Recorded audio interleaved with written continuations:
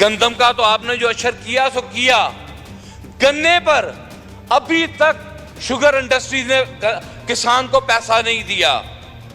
कपास का बीज न होने की वजह से कपास की फसल तबाह बर्बाद हो गई। टमाटर, एक सेशन में मुझे अच्छी तरीके से याद है कि मेरी बहन शाजिया मरी टमाटर भी लेकर आई थी। ये अपोजिशन में थे, गवर्नमेंट में, आपको याद है ना? बहन आज भी ले आती तो मुझे खुशी महसूस होती वो मैंने समझा कि शायद आप बैठी हुई, शायद आप तकल्लुफ कर ही लें। जनाब स्पीकर, बिजली महंगी ने तबाही उतार कर रख दी है आपके किसान की।